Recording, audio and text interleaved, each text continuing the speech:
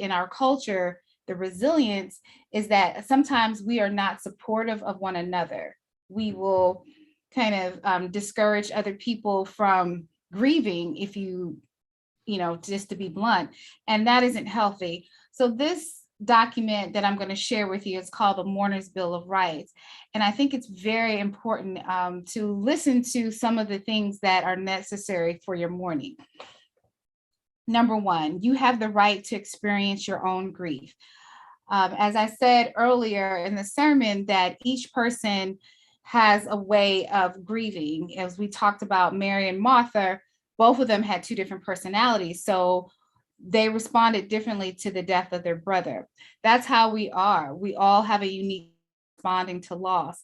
However, sometimes you see this in families, people become upset if their family member is not grieving the way they feel they should. And again, that inhibits that person from getting to healing. So I try to tell people, you have the right to your own unique grief. You have the right to talk about your grief. This is important. When a person is grieving, especially if the person is a verbal individual, meaning that they communicate verbally, there's some people that communicate by writing. Some people are tactical, which means they communicate physically. But if you're a verbal person, the way that you process your feelings is talking. So you have the right to talk about your loved one. What happens sometimes, especially in families or close friends, people get tired of hearing about your loved one. And so they begin to shut the person down, like, oh, yeah, you told us this story before. Oh, yeah, well, he's been gone for 2 years now. Why do you keep bringing this up? That is part of their healing process. So this is when I encourage people to go to bereavement groups. There are several bereavement groups in the area that are free. And in those environments, you can talk about your loved one. And by talking about your loved one, you can begin to heal. Also, you can support other people who are going through the grieving process, which will help you in return. But you do have the right to talk about you have the right to feel a multitude of emotions, which I think Elder Washington brought up, which is guilt, fear, anger. Those are all a part of the grieving process, and you have the right to that. Sometimes people will tell you, you have no right to be angry. Just be grateful that you had this person for X amount of years. They have no right to tell you that. You have the right to experience your grief. You have the right to have different types of feelings in regards to the relationship with that person. 4, you have the right to be tolerant of your own physical and emotional limits. This is very important. When you are grieving, it encompasses your whole self, your physical, your spiritual, your cognitive, and your mental. That means you are going to be tired. You're going to be fatigued. I tell people, please take it easy, especially in the initial stages of the grief. Sometimes people feel powerless, so then they feel empowered by cleaning up the whole house, throwing away things, and moving this, moving that, and they feel like if I do all this, this will help me heal faster, and it doesn't. And what happens is a lot of times when people do that, they make mistakes and they throw away things that they later on wish they had kept. So people, when you are grieving, be compassionate with yourself. Take it easy. If you feel that you're tired, take a nap. You're grieving. Grieving pulls on your heart, your soul, and your mind. So allow your body to rest and begin healing. You have the right to grief burst. Grief bursts are emotional outbursts that you will feel through the rest of your life. That means 20 years from now, you may walk into a room, smell something, and start crying. You are not going crazy. This is a reaction to a memory that you had about your loved one. You find this a lot with child loss, where a mother will spontaneously start crying and say, my son would have been 21 this week. This is his birthday. And then other people will say, oh, well, didn't he die at birth? But to that mother, he's still in her heart. You have the right to these grief bursts. You have the right to make use of rituals. This is key. In families, you see that there's a lot of tension when it comes to memorial services. One person wants to dominate and say, well, my mom wanted this, or the other person will say, no, mom wanted that. And then a lot of arguing comes out. I tell people, listen, everyone in the family had a relationship with your mom. Come together and figure out how each of you can honor your mom through this service.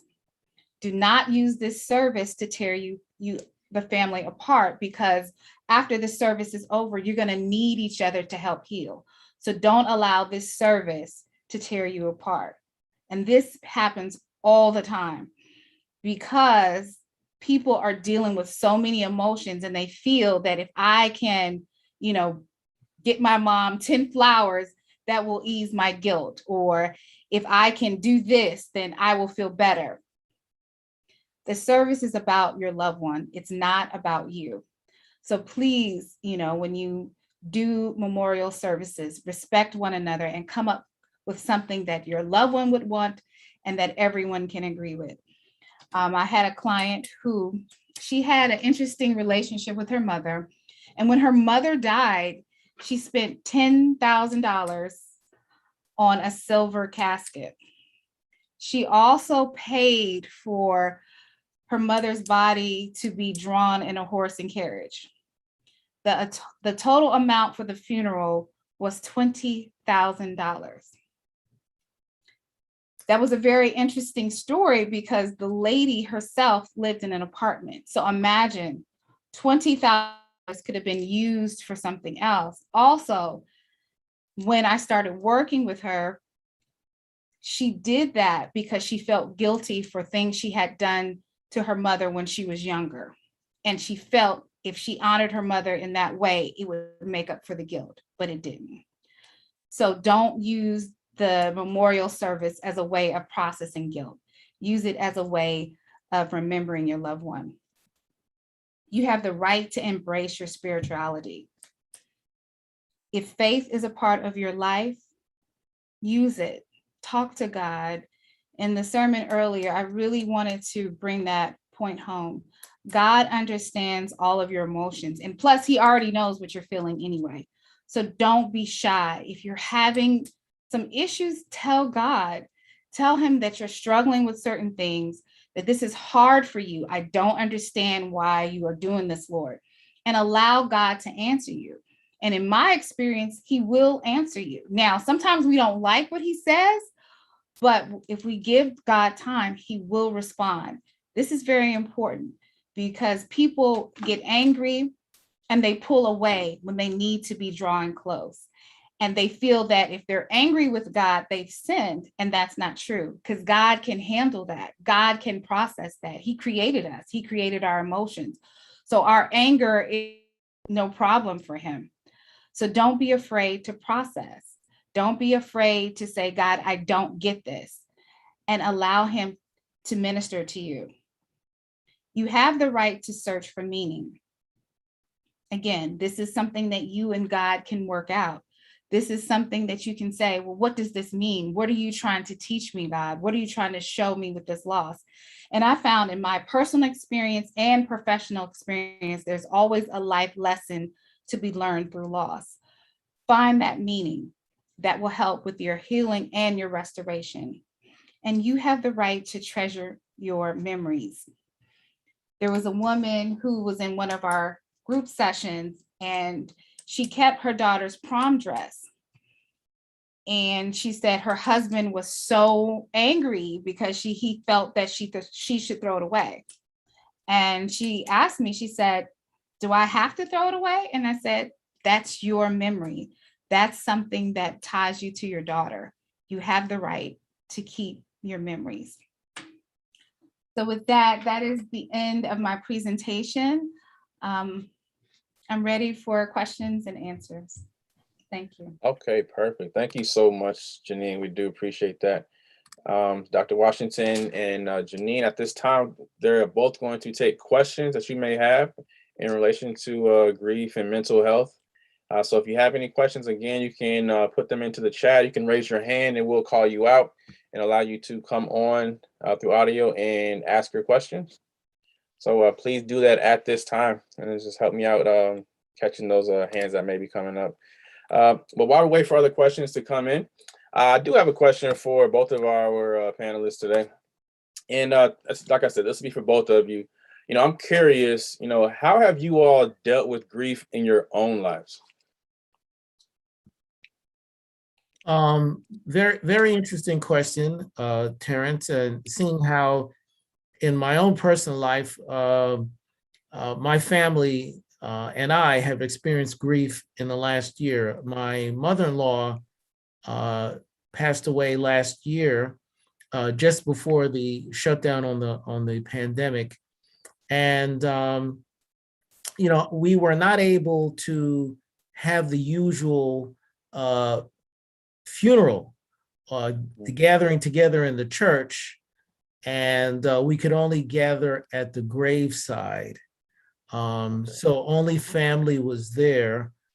But just remembering the time that we shared together, and of course it goes way back, but my wife and I took care of her the last 3 months of her life. And I would say we were privileged to have her with us when literally she was transitioning in our home. So through that experience, I was able to be a support to my wife, who, of course, really experienced the loss very intensely. And just sharing the time that we had spent with her and helping to take care of her was one way that I could experience the loss, the grieving. And I do believe that God told me there's going to be a lot of tears, and not to look down on the tears, because she was so close to my wife. So that's one way that I think one of the aspects of dealing with this grief, with this loss. Thank you so much for sharing that, Dr. Washington. And Janine, same question. How have you dealt with grief in your life? Yeah. I kind of shared a little bit today about one recent loss that I dealt with, but the thing that I do is that I try to allow myself to grieve. I am a intuitive griever, so I cry. So I will allow myself to cry, and understanding that once I get through that stage, then I go into another stage. And then it depends on the relationship that I had with the deceased. A good friend of mine passed away in November, and I was aware that she had cancer, but she died so quickly, and that really impacted me.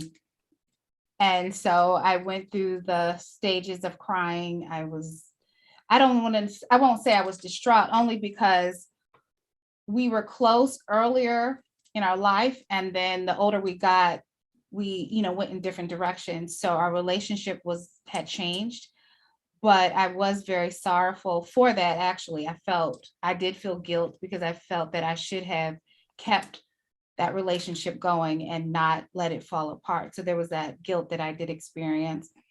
And what I did from that grieving process, I took a life lesson of always trying to stay connected to people that are important to me. So I took away from that I'm going to reach out, even if it's a text or a call or an email, so that I won't feel that guilt that I didn't try to follow up, or I didn't do enough, or I thought I had more time. So that's what I've started doing with situations when there's a loss for me. I try to find the life lesson, and the life lesson in that particular situation was to stay connected to people that are important. All right, thanks so much. Thanks so much for being transparent. I think we can all learn something from that. Another question that's come up, Is the grieving process different for divorce and other loss? Um, the process of which you grieve is still the same. However, I think when you get through the actual processing the pain and then you go to the healing, it is different, because with loss due to a death, there's closure. There is no restoration. There's no, okay, we're friends now, because the person is totally gone. In divorce, and if there are children involved, there is a part two to the relationship. And that is different. So I think after you go through the emotional experience and you get into the healing phase, there is a part two. And then you, as the individual, have to decide how that looks. Am I going to be good friends with my ex for the kids, or based upon, it might have been an abusive relationship, am I going to put limits? So the difference is the part two, because with death, there is no part two, but with divorce, there is, and you have to decide how that looks and what's the healthiest way to handle that. I hope I would agree with that as well. Unfortunately, my brother's going through, or has gone through, a divorce recently, and he still has young children. And there's loss and there's sorrow for that, but depending on how bitter or how contested things were, there may not be closure for a long time, or maybe not at all. And there's like that scab that you keep picking at, and it's always there to remind you that there's not going to be full closure. And who knows when that will occur, if it will occur when the young children grow up. There's always going to be that reminder. So yeah, it does look a little different than the loved one passing away. Mm-hmm. But one of the things that I do share with clients who are going through a divorce, in addition to maybe losing a loved one, is that you need to that's when those boundaries come in place. That's when you say, and I agree with you, Elder Washington, because that scab can be constantly pulled unless you say, listen, this is what we have to do. These are the have to versus what we may want to do, and just stick to the have tos. And then if there's a violation of that, then again, there's more restrictions and more boundaries put, because the thing about divorce is that you deserve to live happy. And so you can't allow the situation or the past to keep you tied. So that's where those boundaries come in. Even if there's times where there's limited communication other than, what is set in the court order and things like that. But I tell people, you deserve to be happy. And so you can't allow your past to keep you tied up emotionally, because you can be emotionally still tied to your ex. And so you really haven't grieved because you're still in that process. So you deserve to cut that tie. Great. Thanks for helping us to distinguish that. Elder Washington, you mentioned, children being involved in, some of these processes, especially when it comes to divorce.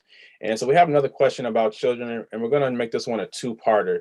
More specifically, we have a guest asking, is it appropriate for toddlers to attend funerals? We're wondering how their attendance of an upcoming funeral might impact our toddlers long-term. And in addition to that, how do we teach our children about loss and grief in general?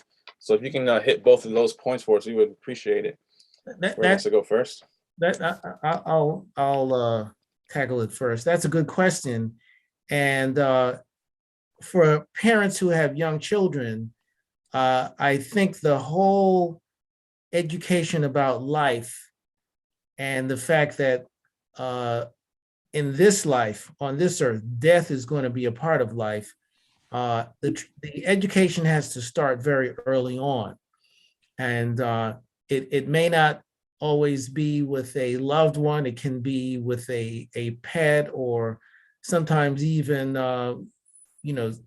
TV shows may show something like that, and brings an opportunity to start teaching them that God is always there. He's in control, and coming from our faith belief, and that there's going to be a brighter day. They may not understand it completely, but prayerfully it will not catch them by surprise. They will have heard that someone may die, and again, in our faith belief, we say they're sleeping, and of course there are many instances in the Word of God that talks about that. One today about Lazarus, but also there was the young maid that Jesus raised, and he said she's asleep. So that gives us an opportunity to teach early. Should toddlers go to a funeral service? I don't think that we should hide it from them, because again, this is something that they will learn. They will have to know that in this life, death is going to come, and so if you have prepared them, it doesn't mean they have to sit through the whole service and experience that, but it means that this is part of their education in what we have to go through in this life. All right, great. Thank you, Elder Washington. Mrs. Jones, would you want to kind of give your opinion on this question? Well, I agree with Elder Washington, and I also feel that it is an opportunity to reinforce your biblical foundations to your children. So I do think that they should go to the service. However, maybe spend 10 minutes so that they understand that you are honoring your loved one. And that's not necessarily a bad thing. Everyone's life matters, whether it was long or short. So by allowing your child to attend for a short period of time, lets them know that life matters. And when someone leaves us, it's a big deal. And so we're saying bye to grandpa or grandma. We love them. They made us happy, and they're not here, and we're sad and we miss them. But I wouldn't, keep the child there for more than 10 or 15 minutes. Also, too, I think that even with a toddler, if the toddler is able to communicate on some level, I would do what I call a nature cycle. I would take them outside and show them, a plant that's growing at different stages. And then I would say, now see, this plant over here has passed. And that's how life is. We are born, we live, and then we die. However, those of us who love Jesus know that we'll go to heaven. And then I would give them scripture so they begin to start understanding in their minds what we believe, because there's so much going on out there. Disney talking about ghosts and fairies and things like that. So a child can get confused. So this is where the parent can sit down with them and say, we believe that grandma or grandpa is sleeping, but when Jesus comes, he will wake them up. And then be tolerant of your child. Based on their cognitive development, a 2-year-old is really not going to truly understand what death is. So when they turn 5 or 6, they may come back to you and say, where's grandma or where's grandpa? Be tolerant of that and explain it to them all over again. I've had some parents get frustrated with their kids and say, well, why do they keep asking? Well, their minds are trying to grasp the concept of death. So be patient with them and go over it as many times as they need, and know you are putting the foundation for their life. Because I've worked with other people whose parents didn't speak of anything, and they left their children to figure it out on their own. And when left to figure it out on their own, they came up with poor concepts of life and of death. So you don't want that for your child. So take the time to explain and give them a good foundation from which they will grow upon. Great. That was great. Thanks for being so in depth in those responses. So let's switch up a little bit, talk about communities who may be grieving. So how can communities who are collectively grieving work through the loss together? especially, if it's a church or, maybe communities who have suffered a tragedy, or, we have hurricanes that, can take out entire cities. So how do communities, grieve together and work through that loss? Whoever wants to take that one first? I'll go. It Let's will go, depend. Janine. It depends on what type of loss the community has experienced.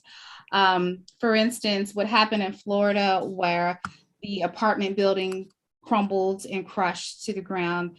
I read an article where they had sent grief counselors to deal with the families. And in that particular case, it was done on an individual basis because some bodies were recovered and some weren't. So some people were still searching for their loved ones. Others had the realization that their loved one was dead. So the counselors went in on an individual basis. Whereas, say there was a shooting or there was a killing at a school, you can have a collective meeting where you bring all the students together and just acknowledge that, this traumatic event has happened. We are sorry, this is not what we want for the school. And then begin to break the students up in groups and provide services. So the collective loss is really based on what happened. And there's a lot of different methods of which you can use to provide support to those individuals. But the key in that is to acknowledge it. So many times in our society, we don't acknowledge when something terrible has happened. We try to act like it doesn't happen and we try to avoid it. And by doing that, it leaves people empty. And then people later on become resentful. And then it's just like a wound, it just festers and grows. So the key is to acknowledge it, say, this happened, we are sad, we didn't want this to happen, and then give people an opportunity to talk about what they're going through. Don't shut them down. Don't say, oh, you'll get over it. Allow them an opportunity to express their grief, whether it's collectively together in a group or one-on-one individually with counselors. But those, I think, are the two keys that you can apply to different types of collective loss. All right, great. Dr. Washington? I would agree as well.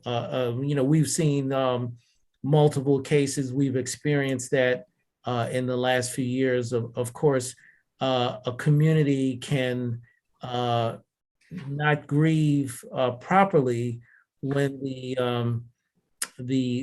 means are not put there for them. And I think the church plays a very pivotal role. And, the example that comes to mind, of course, is the George Floyd and how the community was very angry. Mm-hmm. Yes, the family and I think the church did come out, but it took a long time to overcome that anger. That was the grieving got stuck on anger. And, it took a long time to get through the whole thing, notwithstanding the whole historical background behind what happened there. But I think in each circumstance, and if we go to the loss during the hurricanes in Houston and so forth, how the church played a pivotal role, and not necessarily just spiritually, but giving out equipment to deal with families who were displaced and things like that. They were there to help share in the grief and in the shock that happens early on. So those are very important part of helping the community deal with that kind of grief.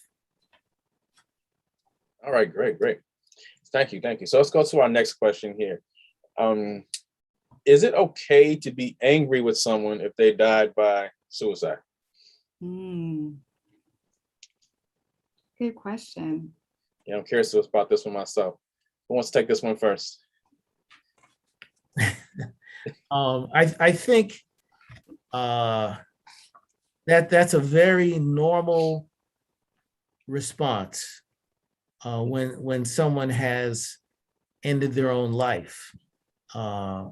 we feel that we've been cheated of their life and of the potential of their life.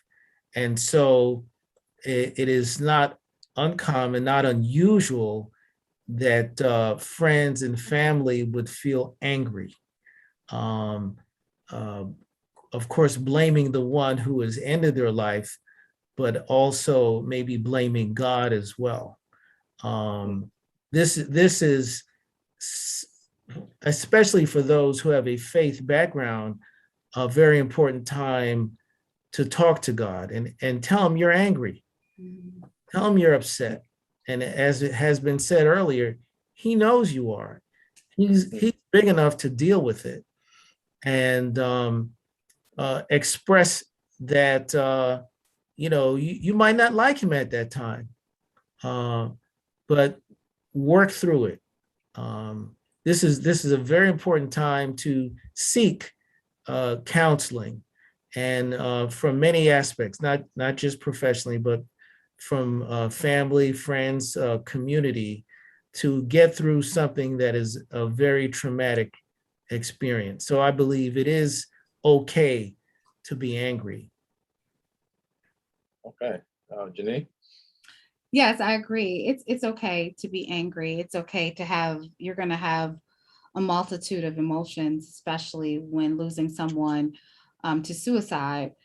But I worked with an individual recently. Her husband committed suicide, and she not only was angry at first, but then she began to feel guilty. So you will feel quite a few emotions when it comes to suicide. But one of the things that I did in working with her is that we went to look at suicide. What is suicide at its bare essence? And there are three reasons why someone would commit suicide. Number one, if they have psychiatric issues, meaning this person was hallucinating or having delusions where they were hearing someone tell them to jump out of the window. Donny Hathaway comes to mind, and what was found that he was schizophrenic and that he was hearing a voice tell him to do that. And then the second one is if they are addicted to drugs and alcohol or in a vicious cycle. That's another time that people commit suicide. And then the third is coping mechanisms where the person has no other resources. They're in so much pain and there's no relief, that only death is the only way for them to get relief.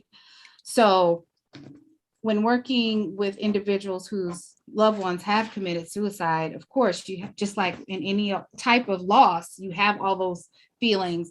But then once you begin to process those feelings, and I agree with Elder Washington, go to God and start working on that, go to counseling. But once in counseling, begin to try to, what I call, do an autopsy on your loved one. What brought them there? And the reason why I encourage people to do that, because a lot of times if someone has committed suicide in the family, there's some underlying issues, trauma that has not been brought to the surface. And what is so interesting about suicide, when one person in the family commits suicide, it opens the door for others. And so you want to kind of stop that virus from spreading. So you want to go back and say, what was really going on? Did this person have a mental health issue that went undiagnosed and we didn't get help for that person? Did this person have an addiction that, was out of control? Or was there a traumatic situation happening that no one knew about? Because you want to try to you want to discover that what was really happening, so that other people in the family don't think that that's an option, because that is a reality. If someone in the family commits suicide, especially the younger individuals of that family are more prone to commit suicide. So I would really go to counseling and be honest with the counselor and really talk about what's going on in the family and really try to get to the core of what the issue was, if possible. I hope that was helpful. Yeah, I know it was helpful for, to me to understand a little bit about that. kind of staying in that same general area, some of our family members or friends, our loved ones who are going through, some struggles and maybe grieving. How do we support and comfort those who are grieving? We may not be grieving ourselves, so how do we offer support to those who are grieving? Want to take this first, Elder Washington? Yeah, in times past, before social distancing, we would actually get close to them. We would spend time with them, and one story in the Bible comes to mind is when Job's friends came and they sat with him for 7 days, and if I remember correctly from the reading, they didn't say anything. They did not say a word for 7 days. Of course, then they started talking, but that's a whole other thing. But so just being there physically is one way to support someone who's grieving. And of course, in our community, and I think maybe in general in our country, when someone suffered a loss, people would show up and bring food. Showing their support, saying, okay, we know you're grieving, but you got to eat. Our heart is knitted to your heart, and we're going to support you in a way that is very tangible. And so it's not just saying, oh, I'm going to pray for you, but you show up and you give food, you may help them clean their house. Of course, it's etiquette when you give them a card, you put some money in it, because this is a time when, they may need some economic support.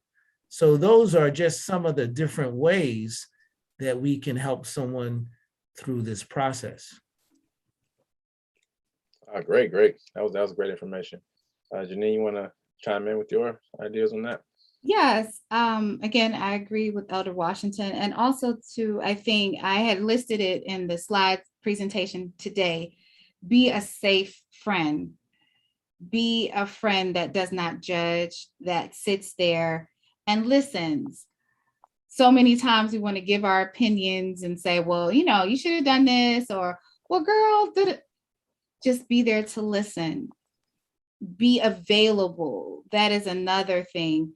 The first month to 2 months, everybody's running around and trying to support and trying to help. That third month comes, fourth month, no one calls, no one checks in. And that's when the person really needs support. That's where, they're looking in the closet and realizing I got to take the clothes out, or I'm looking through insurance policies and I have to do this, or I have 2 cars now. What am I going to do with the second car? So that third, that fourth month, that's when they really need support. So if you really want to be helpful, make sure you follow up and you stay consistent. That's what people really need. Oh, that's great. That's great information. Thank you. Let's switch gears to talk about COVID for a moment, especially with our essential workers. How can you manage your grief while being designated as essential on your job? So, Janine, you want to take this one first? Well, I'm going to be transparent. This is a struggle for me, especially right now. I have not been taking a vacation. I mean, even when I went on vacation, I was still available. I was still working because of just the overflow of what the pandemic is doing in regards to death. So in transparency, I have been struggling, but I am putting limits and going back to self-care. I think self-care is really the crutch that will hold you during these types of times, where you put limits, where you tell your supervisor, I know you need me, but I need myself too, and begin to put limits. And in transparency, that's what I'm going to be doing coming up. For the last, I'll say, year and a half, I've been working because the need has been so great, but I realized that it's not healthy. And if something happens to me, the world will keep turning. So I think self-care is really what you need to implement, and hold firm to it, and know that it'll be okay if you take days off. Hope that's helpful. Amen. Yeah, somebody need to hear that empowering word right there. Yeah.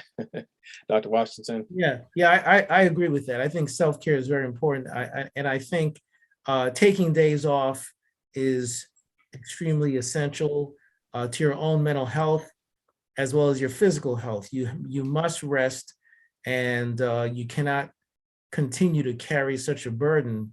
Otherwise, you will lose your health. So taking days off is important. Exercising is important. And, for those who are in positions where they can utilize the FMLA, utilize that. Family Medical Leave Act, it's put into place, for situations such as that. That's great. That's great. So staying on COVID a little bit, and speaking personally, I know even here at Breath of Life, we experience a lot of loss right now. So the question is, with COVID and everything else going on, like, how do you manage multiple loss? Before you get the chance to grieve one loss, another one just pops up, and you're bombarded with, like you said earlier, Janine. So how do you handle that? Well, multiple losses can be overwhelming, especially if they happen within a 6-month period to a year, and it's ongoing, and you never get a time to recover. One, you start grieving, and then another loss, and then another loss. In multiple losses, the treatment plan is a little bit different because you do need time off from grieving, and you can't grieve all of the losses at the same time. People try to do that, try to get a 2-for-1, but you can't, because your relationship with each of those losses was different. So your grief will be different for each of those losses. So what I tell individuals to do is to grieve for each situation or each person separately, and put windows on your grief. And this is the only time that I really recommend that, where you say to yourself, I'm going to grieve for 2 hours today. And within those 2 hours, then break up, I'm going to focus on my son today, or focus on, because one lady, she lost her mother, but then when she lost her dog, the dog really impacted her.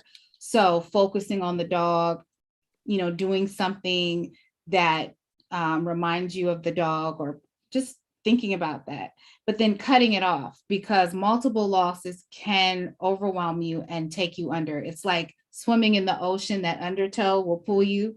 So you want to put a limit on how you can grieve. Now that is hard, and it goes against what we normally say about grief, but you should put a limit on it and don't allow yourself to get overwhelmed. Go ahead and put a schedule in place for yourself so that that grief will not take you over, because it can. And especially now with COVID, we're seeing a lot of people who have these multiple losses. They're trying to grieve everything at one time, and they're becoming clinically depressed. So to avoid that, put limits on your grief. Wow. Elder Washington. Yeah, I like that. Especially since in our family, we experienced multiple losses in the same year. My mother-in-law and then my son-in-law passed away. And so, grieving was different. First, I had to be there for my wife, again, who was very close to her mother. And then being there to support our daughter, who, lost her husband after 10 years. And so, she's a young widow. But I think that, putting a window on it, so to speak, and, helping her, my daughter, that is, deal with some of the things that came later, that, she found out, or maybe not being as supported from her husband's family, is very difficult. but you have to be there to support, to physically be there, help her do things. We're going to she's going to earn him this week, so we have to be there for his inurnment, and then that will bring somewhat of a closure for her situation. But my wife is still grieving the loss of her mother. So it's an ongoing situation. The pain is not as stinging now as of course as first it happened, but it's still ongoing, and we're always asking for God's help and support through this. Yeah, thank you, Dr. Washington, for sharing that. Okay, my next question for both of you all: how do you work with adult children that feel they need to take care of you when they themselves are in need of self-care during the grief process as well? Good question. Whoever wants to take this one first? I'll say, Elder Washington, go ahead and keep on talking, sir. Oh, I'll let you take this one okay. first. Yeah, that's very hard. I think we have to put our arms around them first and let them know that we're going to be okay as the parent, and maybe we have to seek counseling together, and that's one way of letting them know,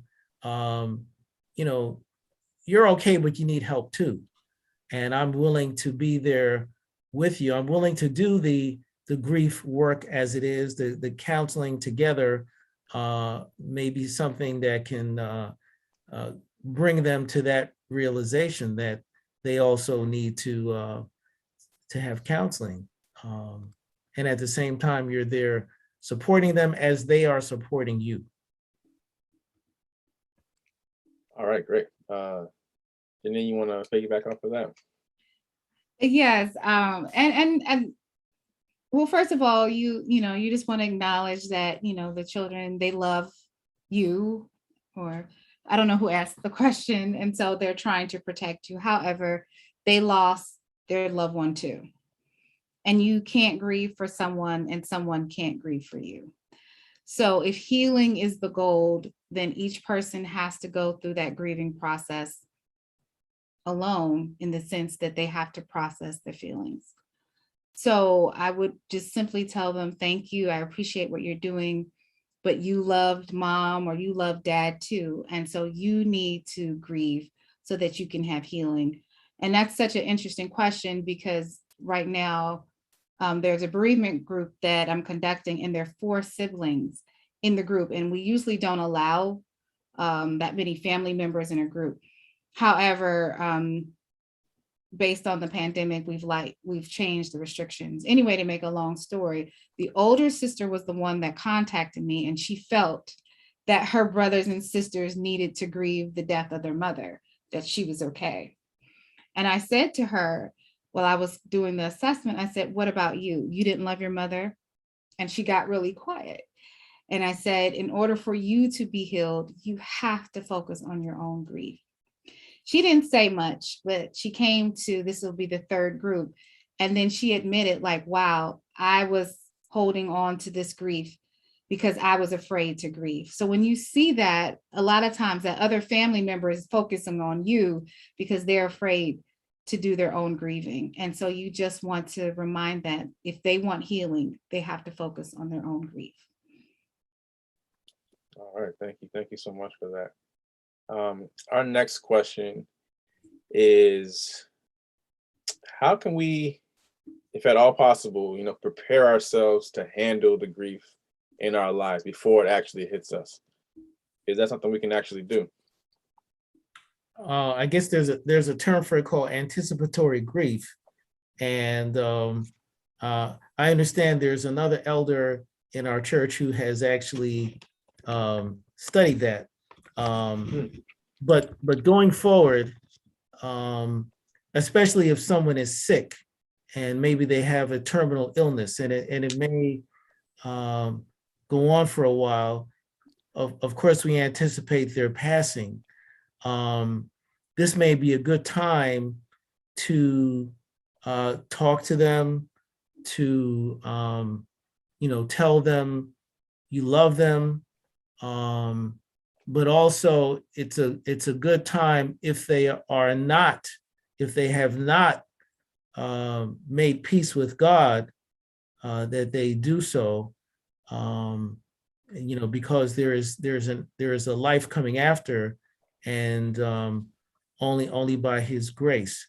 Now, it's also a good time for them to make peace with anyone in the family that they have not, because there may be hard feelings, there may be friction, and so this is a time frequently we're not given, especially if someone dies suddenly. But if there is a prolonged illness where we anticipate someone is going to die, these are opportunities to get it right, if you will, with the family, and of course, try to help that individual if they have not, make peace with God, understanding that we're going to grieve their loss nevertheless when it does happen. All right. Janine, you give your thoughts, please. Well, I agree with what Elder Washington said. Anticipatory grief can be an opportunity to spend time to resolve any unresolved issues, but it also can be emotionally taxing. So you want to balance that off with self-care. Now, in regards to grief, I don't know if you can really prepare yourself to make it easier. I mean, I've worked with individuals who knew that their loved one was dying, and so they kind of, said, oh, I was prepared. But when the reality hit that their loved one was not there, it was very painful. I think that, if you have a high level of resilience, meaning that your daily life, you are very disciplined, you take care of yourself, you have a strong relationship with God, and you have a foundation, if you're hit with a traumatic situation, the probability of you faring a little bit better than maybe someone who is not as disciplined may be higher. But grief is one of those things that when it hits, it hits. Now, I will say that I've seen, working with people who are very disciplined, meaning that they exercise, they're healthy, they eat right.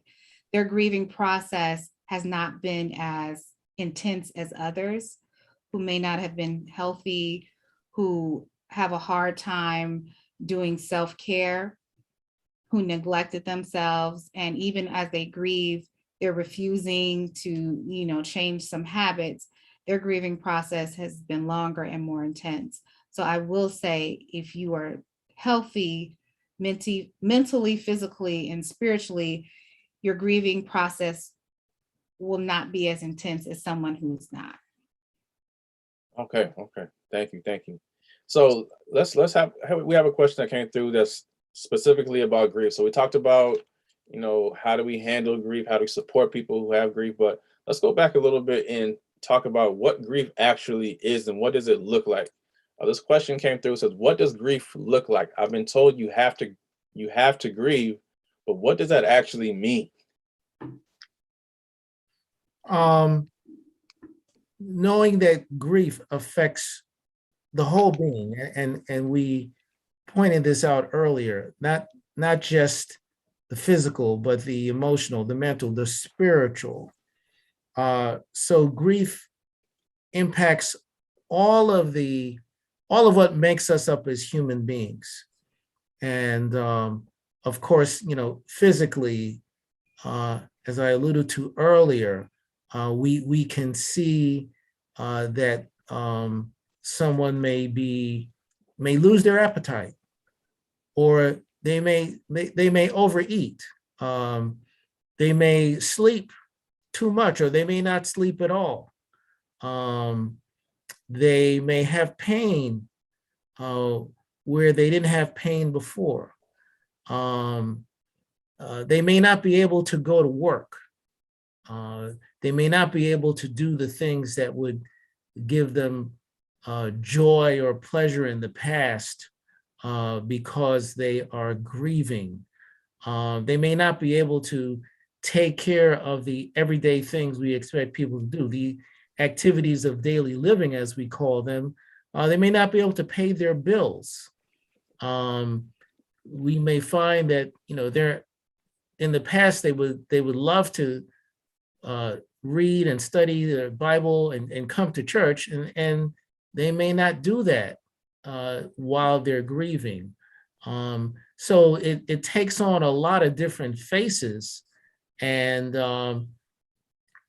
each face would have to be dealt with as an overall picture of this individual is in grief. They're sorrowing the loss of a loved one.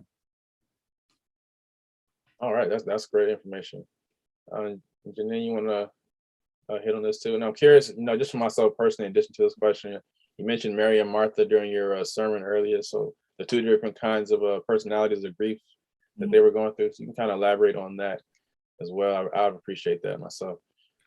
Okay. Well, I'll jump into the Mary and Martha, which I kind of call it that, but it's really instrumental grief versus intuitive grief.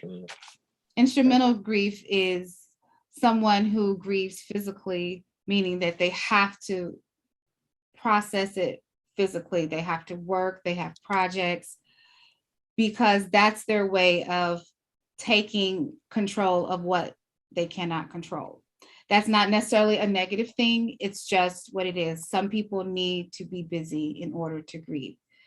Then you have intuitive griever. That griever is an individual whose grief reflects how they feel inside. They're very emotional. They're going to cry. They're going to talk about their loved one over and over again. And then you have individuals who are a blend of both, where they may start off as the intuitive griever, where they're crying all the time and, just in a depressed state. And then they may move to instrumental. And so then they're blended in grief styles. But the key really is the personality. If you have a type A personality, more than likely you'll be that instrumental griever where you have to do something. And then if you have a type B personality, or you're more laid back, you're more likely to be an intuitive griever. But that's not, cut and dry. I mean, things change, things change, but based upon my experience, that's what I've seen. Okay, great. So, when we do acknowledge that we are, grieving, or we may be grieving, how do we know when it's time to seek out professional help, to seek out counseling, or go into, group sessions? Like, how do we know when it's time to finally make that move to seek out professional help? That's a very good question. And, we kind of reviewed this in our preview, but, the truth of the matter is that we should all have some type of counseling. Mm-hmm.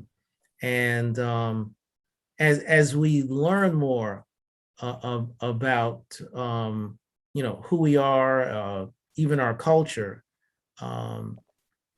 it's a good thing to seek professional help, probably earlier the better, because we may have an idea that we're doing okay, but we're not. Someone who is trained to recognize the signs and the symptoms will be able to direct us better. Not that, or let me say this, in our culture, we have always said, well, I pray, I'll go to God, and, he'll take care of it. And we should always do that. Mm-hmm. But of course, there are individuals who have been trained and who worship God, mm-hmm. and who know that help is going to be needed more than what someone may understand just by reading the word. They may not understand everything they need to. And God may be saying, go get some help. I gave this person wisdom and knowledge to help you. Just like someone who has diabetes would not say, well, I can take care of my diabetes. No, you go to a doctor and he prescribes something for you, a treatment plan, which may include medication, so that you can take care of your diabetes better. So, it's that same concept that may go on with sorrow and grieving. And I'll leave it to the expert.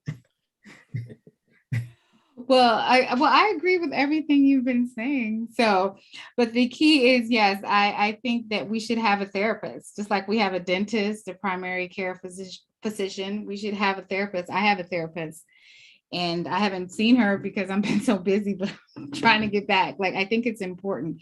It's important for our mental health. And plus, it's refreshing, to talk to someone about issues that you're going through and come up with different strategies to help. So that's the first part of the question. The second part of the question, I do think you should go to bereavement groups. I think bereavement groups, especially for people of color, are underused resource. And most bereavement groups are either free or $20 for enrollment.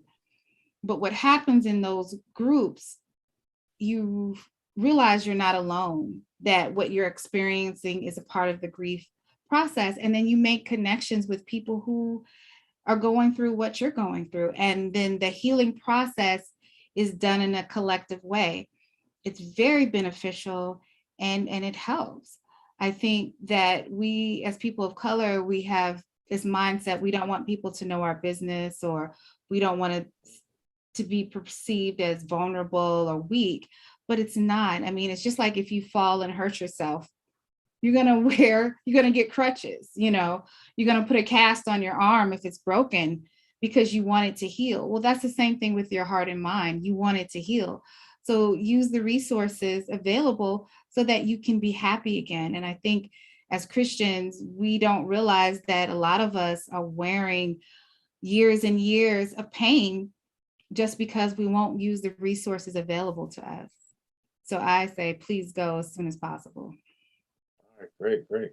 And, along those same lines, when people don't want to go seek out counseling, maybe the fact that, it's a fear of the unknown. They don't know what really to expect. They may have the wrong idea. They're watching TV, media to get their idea of what counseling may be. But can you, especially for you, Janine, can you kind of describe what the grief counseling process actually looks like to someone who does decide to seek out professional help? Well, the first thing is when you seek help, make sure that it aligns with your value system. There are a lot of programs out there. There are a lot of therapists out there. So you want to do your research first to make sure that this therapist's fundamental principles align with yours. So that's the first thing. Second of all, you want to, the first session, you should be able to determine if this person is a fit for you, because therapists are human beings too. And sometimes that might not be the person for you, and that's okay. Keep searching till you find another one. But the key is to research the person and make sure that their ideas align with yours, because there are a lot of therapists who have different methods, different ways of approaching things, and they could lead you down other areas that you may not want to go. So research that particular person first. And if you meet a person and you feel uncomfortable, leave and keep searching till you find the right person. All right, great. So I'm not seeing any more questions in the chat. I have one more question I did actually miss. I think we might end with this one. Is there a time when the grief will actually end? I would only answer that question by saying, if you break a bone, or something drops on your foot, there's pain, immediate, instant. But then as time goes on, and as the broken bone heals or the bruise heals, the pain gets less. Now you'll never forget the fact that something fell on your toe and broke it. You might even recall the intensity of the pain, but it's not there. And so I think with all these methods, all these things that we've spoken about, the counseling and the grief group, that as time goes on, the pain of the loss will start to get better. Does it mean that you forget your loved one? No, you never forget your loved one. I never forget my father, or that he passed away when I was in my early 30s. But the immediate pain that I experienced at that time, I can talk about him now, and the fun times we had when I was a child, and not have that intense pain that I felt when he died. So I do believe that as time goes on, their grieving goes to a different stage, if you will. It's not the same as in the acute phase. And I'll let Janine answer that question in her way. Yes, grief does get better, and because the goal is healing, and it is a process, you want your heart and your soul to be healed. So if you grieve and then go and ask God for healing, that is possible. However, because love doesn't go away, it changes forms. You will have grief bursts. There will be times throughout the rest of your life you may smell something and that triggers a memory and you may cry.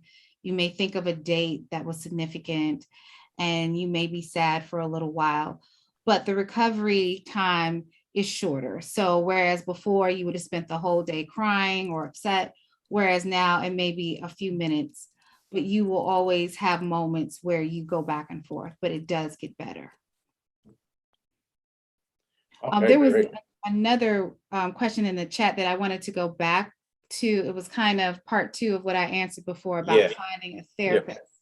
The Please thing go. about finding a therapist is the same thing like finding a dentist or a doctor. You want to, number one, look them up.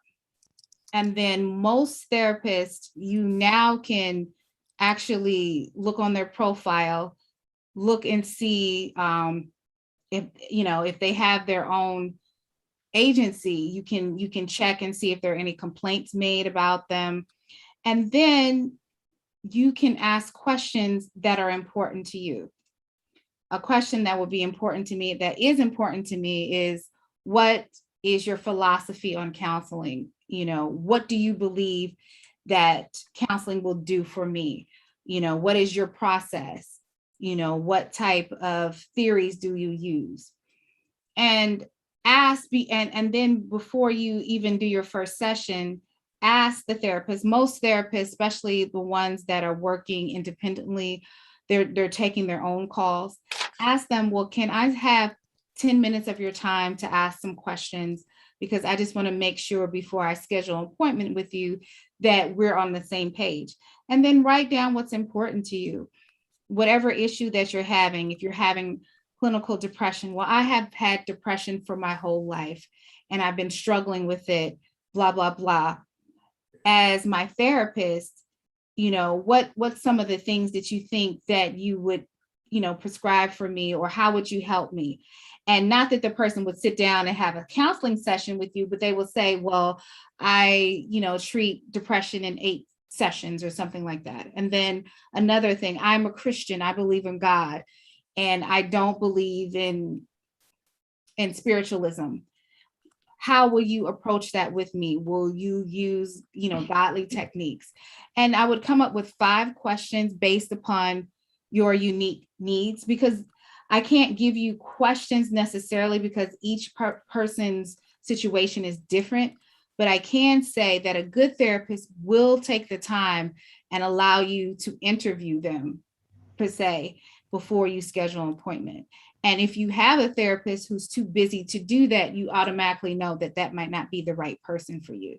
You want someone who's accessible, someone that is not going to schedule you every 2 months or every 3 months. You want someone who has enough room in their schedule so that you can meet with them routinely. And so if you say, hey, can I have 5 to 10 minutes? And the person's like, oh no, I don't have time.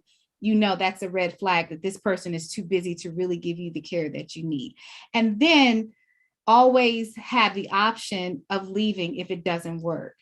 Not necessarily that you're leaving counseling, but you're leaving this person doesn't fit. A lot of times people get discouraged and say, oh, you know what? I went to a counselor. I didn't like them, so I'm never going back. Don't do that. It's the same thing with the doctor. If you go to a doctor and the doctor's rude, you're like, okay, I'm not going back to that doctor, but I'm going to find another doctor because I need healing in this area. So have that same approach and don't be afraid to ask questions because, again, your healing is the most important thing. Thank you so much for that. Now we're right past our 6 o'clock time to cut off, but Janine and Elder Washington, we have 2 more questions that I want to make sure we get answered. You guys have time for that? Sure. All right, perfect. These will be our last 2 questions. The first one is closure more difficult when a body is not recovered and no memorial service is done? Is closure more difficult in those instances? Yeah, that is called ambiguous grief. And that's what that means. It's that there's no body, there's no memorial service. And for the families, they're left in limbo. There was a lady that came to the group. She was from Jamaica and she hadn't heard from her brother in 5 years. And she wanted to have a memorial service because in her heart, she felt that he was deceased. And her family, of course, did not agree with her. So it goes back to, yes, to answer your question, yes, it is harder to have closure where there is not that traditional body, there's not that traditional memorial service. However, just like in the document I read earlier about your rights, if you feel that if your loved one is dead, you can have a service for them and to honor their life and their presence, and that their presence is gone so that you can have closures for yourself. Now, other family members may not join you because they may be in a different phase, especially like if there is a missing child. You'll find this where maybe one parent is like, so-and-so was killed. We haven't found the body, where the other parent is like, I'm going to hold on. And so that there may be a disagreement there, but the parent who honestly feels that their child is not coming back, they can have a service for that child because that child's physical presence is gone. And even though the body is not there, their presence is gone. And you can have a ceremony for that because they're not there. And so you can begin to have your closure. Sometimes, and it's hard, but sometimes you have to do things individually in families in order for your healing to start. Thank you for that. Elder Washington, did you want to elaborate on that at all? The only thing I would add, and I agree everything that Janine says, and my experience goes back to the Vietnam War and MIAs, missing in action soldiers, and that was always very difficult for the families to bring closure because the body may never be recovered. And so, yes, I agree with everything Janine said. Great. Thank you so much for that. And our last question, going back to our adult children, how does a parent address grief in an adult child that lives outside of the home and is showing self-destructive behaviors? I'll read it one more time for you. How does a parent address grief in an adult child that lives outside of the home and is showing self-destructive behaviors? I'm going to let Janine answer that question. Okay. Well, I'm going to be honest with you. I'm going to need a little bit more behavior. Now, the self-destructive behaviors, is that related to grief or is it related to other things? And then grief has taken place within that whole dynamic. Understand that. I'll be one of those. Go ahead. Self-destructive behaviors could be a lot of things. So I need a little bit more information, only because, especially when a person is an adult, what the parent thinks as self-destructive, that person may not. So I would need a little bit more, because I'll just put it out there. We know that marijuana is legal, and whereas another person would think that's self-destructive behavior, a younger person would feel, hey, I'm not doing anything criminal, I'm good.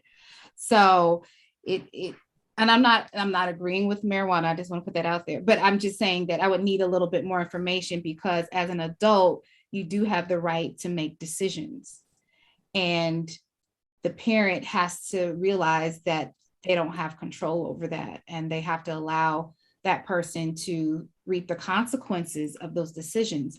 And I talked a little bit about that in the sermon today. That's the hard part of love, is allowing people to make decisions that we don't agree with and letting them do it. God does it for us all the time. There's so many decisions that we make that he doesn't agree with, but he still loves us. Now, are there consequences for those decisions? Yes, but he doesn't stop us. And so as a parent of an adult, you have to allow that person to make those decisions, knowing that there will be consequences, but the consequences are that person's to deal with. And that's kind of harsh, but that is the reality. Once you step over that line and you begin to try to control that child, then that turns into harassment, because that's an adult and you don't have the right to do that. And that's hard. I mean, what I'm saying is not easy. That's a hard thing. It's a hard life lesson, but it's the reality of it. You want to pray for that child. If that child needs counseling, or I can't say child, that adult needs counseling, you want to encourage that, but you can't make another adult do or change their behavior unless they want to. All right, thanks so much. Yeah. Go ahead, Elder Yeah, Washington. I would agree also, and that is as a parent and as an adult, having adult children, knowing where the boundaries are, and we cannot control our adult children. Sometimes it's hard to even control our non-adult children, but knowing that there is a limit, but also knowing that we serve a God who hears and answers our prayers, I think is very important. Amen. Amen. I'm sure there are those who have, want to be a little bit more specific and personal about their questions. If at all possible, could they reach out to either of you to ask those questions that may not have wanted to ask in this form right here? Yes. Oh, sure. Okay, we can just share your emails with us, and I will, while you're, sharing your contact info, I can put it into the chat as well. Okay. So if you do have anything a little more personal in nature you want to ask either of our panelists, you'll be able to have access to them. Okay. So, Elder Washington. Yeah. And I believe you have mine already, but it's Yeah.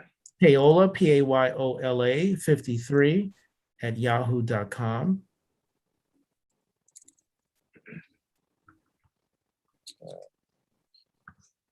Give me that one more time, Dr. Washington. I didn't have that one. It's Payola, P as in Paul, Ayola 53 at yahoo.com. Okay. And you all see that Janine put her email in the chat as well. So if you have any questions that we're not able to get to today, or maybe a little bit more personal, please feel free to reach out to them about those questions. And to answer your question, yes, this will be able to be viewed later. We are on live on YouTube right now, actually. And this session here on Zoom is being recorded. So the communications team will put that out to the church congregation when it is ready to be shared with others, or if you want to view it at a later time.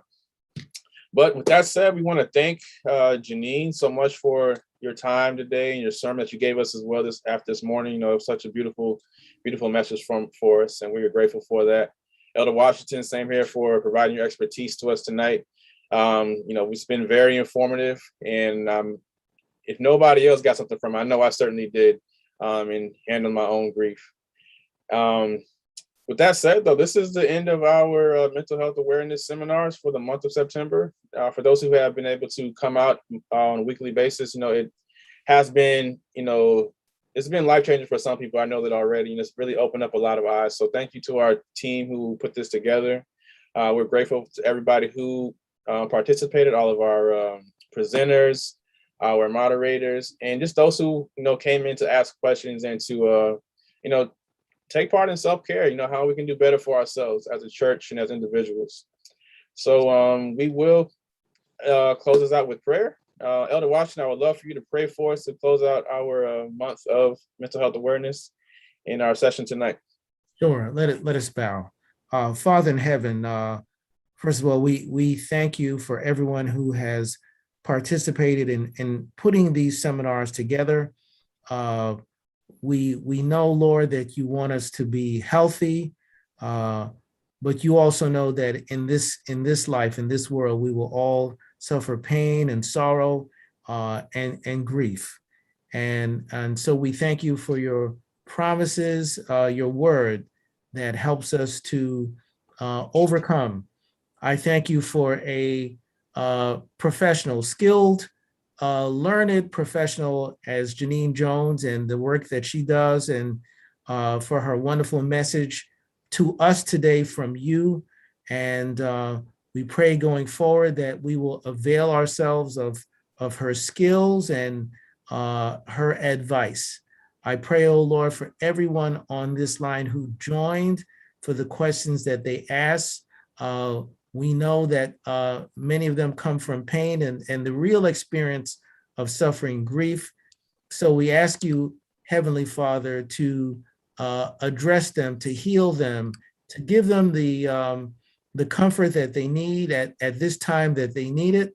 But looking forward to the day when there will not be any of this. You will wipe away all tears. You will take away all pain, and that we will be with you for the ceaseless ages of eternity. Lord, for anything else that we did not ask for the things that we need, we ask you to give it to us. And thank you for saving us. Thank you for what you do. All of these things we pray in the name of Jesus. Amen. Amen.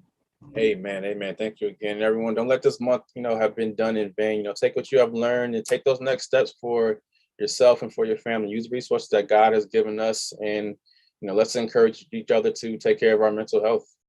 Everyone have a wonderful night. Thank you for joining us this evening.